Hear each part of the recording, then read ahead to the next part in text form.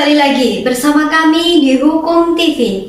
Jangan lupa untuk dukung channel ini dengan cara subscribe, like, dan share video ini. Seperti biasa, kami akan membahas isu-isu yang masih hangat di telinga kita, tentunya menjadi hal krusial untuk diperbincangkan. Di mana di video kali ini, kami akan membahas terkait fenomena trafficking atau perdagangan manusia berkaca dari kasus eksploitasi yang baru saja terjadi di Sidoarjo, Jawa Timur. Masalah perdagangan manusia di Indonesia hingga saat ini merupakan permasalahan yang sangat kompleks karena terkadang hadir dalam bentuk yang tidak terlalu menonjol. Umumnya di masyarakat pun sebatas dalam bentuk perekrutan dan pengiriman pekerja migran. Namun di masa pandemi ini, maraknya perdagangan manusia terutama kepada anak-anak justru semakin mengkhawatirkan. Mengingat berbagai faktor menjadi penyebab terjadinya human trafficking atau perdagangan manusia ini. Salah satunya adalah keterbatasan ekonomi.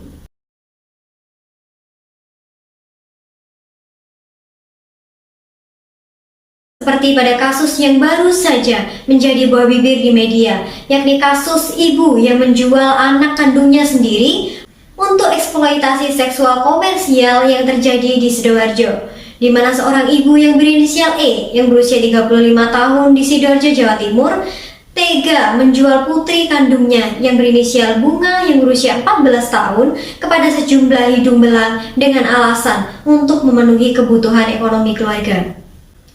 Tidak hanya itu, E juga memaksa putrinya untuk suntik KB secara rutin agar tidak hamil usai berhubungan badan dengan pria hidung belang. Demikian disampaikan Ketua Umum Komnas Perlindungan Anak, Aris Merdeka Sirait, yang tentunya disampaikan dalam keterangan pers yang dilakukan di Jakarta pada Minggu 5 Juni lalu. Hal ini menjadi bukti bahwa kemiskinan bukanlah satu-satunya faktor penyebab terkait perdagangan orang, terutama yang terjadi pada anak-anak. Namun, masih banyak sekali faktor di dalamnya yang memang mempengaruhi terkait maraknya perdagangan anak ini, termasuk pendidikan yang berpengaruh terhadap lingkungan maupun budaya. Dalam perdagangan orang, perempuan dan anak-anak perempuan memang jauh lebih sering menjadi korban perdagangan orang dibandingkan laki-laki maupun anak laki-laki, terutama dalam bentuk pelacuran dan eksploitasi seksual lainnya. Beberapa bentuk trafficking yang terjadi pada anak-anak yang sering dijumpai dalam masyarakat, yakni seperti kerja paksa seks dan eksploitasi seks, pembantu rumah tangga, maupun bentuk lain dari kerja migran, penghibur dan pertukaran budaya, pengantin pesanan, atau bahkan buruh maupun pekerja anak.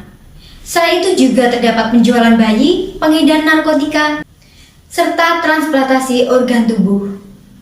Kementerian Pemberdayaan Perempuan dan Perlindungan Anak sendiri mengungkapkan bahwa angka eksploitasi dan perdagangan manusia yang melibatkan anak pun naik signifikan selama pandemi dibandingkan periode sebelumnya. Bahkan angka tersebut juga diklaim naik dibandingkan kasus kekerasan lainnya. Bahkan sejak Januari hingga April 2021, Komisi Perlindungan Anak Indonesia telah menangani 35 laporan kasus tindak pidana perdagangan orang dengan korban 234 merupakan anak-anak.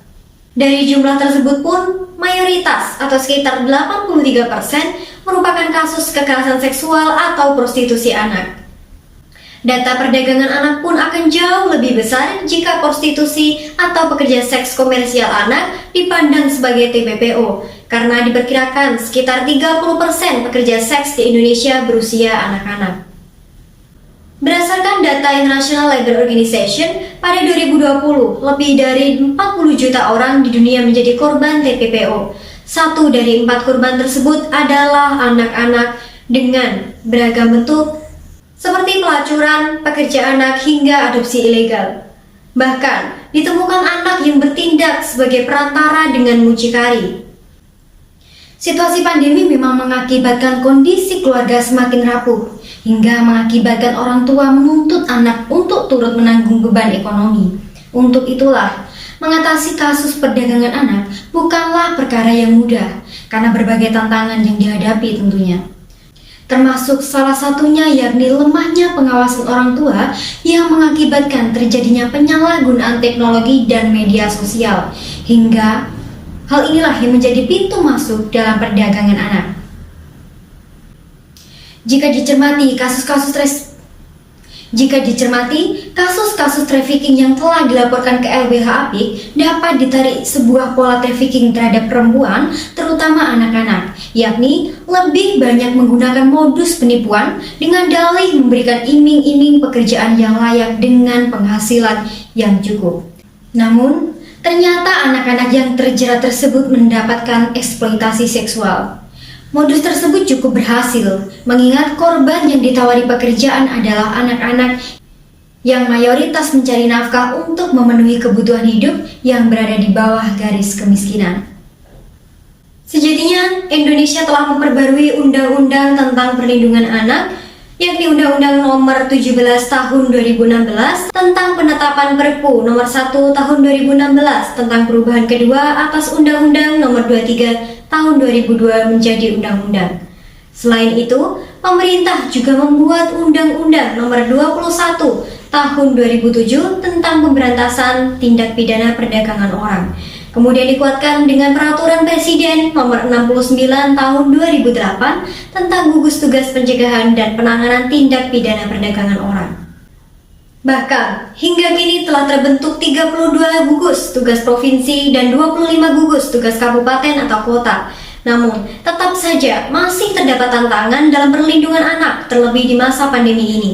Antara lain, seperti kesenjangan antara jumlah pelapor kekerasan ataupun eksploitasi anak, serta kurangnya ketersediaan lembaga layanan, keluasan cakupan wilayah dengan sistem penanganan, hingga pola pengasuhan dan kemampuan literasi digital orang tua. Padahal sudah menjadi tanggung jawab seluruh pihak, baik seperti orang tua maupun pemerintah, dalam memberikan perlindungan bagi anak, seperti yang tercantum dalam Undang-Undang Dasar 1945 Amandemen keempat sebagai landasan konstitusional secara tegas yang telah mengatur tentang pentingnya perlindungan terhadap hak asasi manusia, termasuk di dalamnya terhadap hak-hak anak.